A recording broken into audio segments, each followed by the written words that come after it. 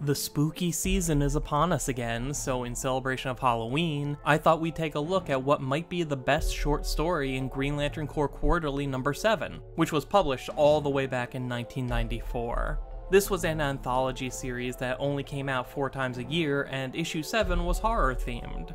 We'll probably talk about the other stories and their framing device sometime in the future, but for now, let's indulge in a tale of fire, blood, and revenge. Tonight's story is titled Ashes to Ashes and is written by Ron Mars with art by Tony Harris, colors by Gregory Wright, and letters by Steve Haney. Our story begins on a foggy night. The lit windows transform the silhouette of the city into something that eerily watches you, and the moonlight makes shadows move and grow as though they're alive.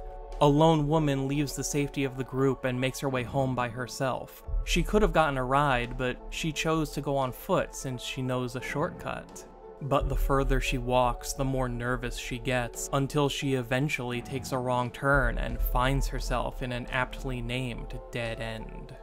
That's when they descend upon her, 3 of them, skin pale as snow, eyes glowing red with malice and hunger. The people of this world call them Long Teeth, but we know them as vampires. She knows what they are. Their kind have been ravaging this world every night for so very long, and she can't imagine a worse fate than being turned into one of them.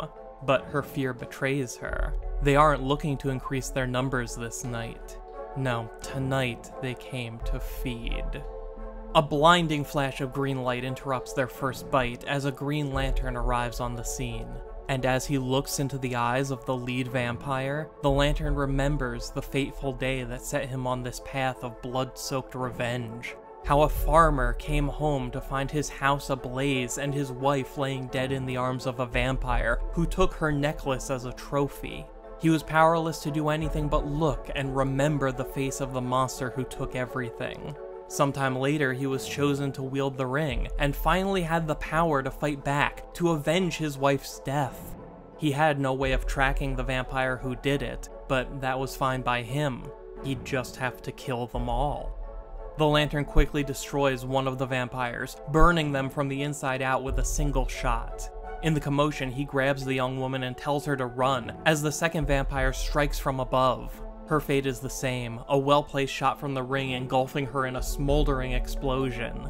Now only the leader of the group remains. He asks the Lantern his name, and he replies, Ash. Everyone calls me Ash. Saying it that way immediately after turning a vampire to ashes implies that his name isn't really Ash. Whatever his name used to be, it's a relic of a life that ended when his wife died and his home burned, leaving only ashes. Now there's only the mission, and the goal he'd long been seeking was finally within his grasp.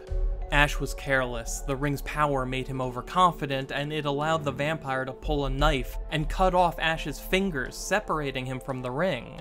Caught off guard and completely defenseless, this should have been it. The moment that he's sent to meet his wife by the same monster who killed her. But the vampire was hasty and hadn't accounted for the fact that the smell of Ash's blood would make him hungry and distracted, just enough to be knocked down by a single desperate punch. Ash picks up the ring and puts it on his one good hand, and then finally does what he'd been dreaming about for all these years. The monster burns away to nothing, and the necklace is reclaimed. Ash takes what solace he can in the knowledge that his wife has been avenged, and now he can finally stop filling his nights with blood and death. At least, that's what he thinks. The young woman from earlier comes back to make sure he was safe, and overheard his plans to quit. She implores him to keep fighting, that there are still so many monsters lurking in the darkness, plaguing this world, and only he has the power to stop them. Because if he won't do it, who will? Who even could? Ash leans on her as they exit the alley. All of the strength, confidence, and power that he had been projecting is gone, as if it was drained away by a vampire. His life had been a marathon leading up to this moment, and he was finally ready to stop, to allow himself to rest. But he knows this woman's words are true. There is no happy ending waiting for him, no better life. This is a path he must follow to the end. And as they walk off into the night, their shadows dance across the buildings bathed in moonlight. His is the shape of a tired hunter feeling the weight of his years, and hers is the shape of something inhuman hiding its teeth, waiting for the perfect moment to strike. Did one of the vampires manage to bite her during all the commotion? Was she turned by some other vampire after Ash saved her? Or is she something else entirely? Nobody ever said vampires were the only creatures stalking this world at night. Who knows, maybe Ash killing so many vampires made room for something else to move in.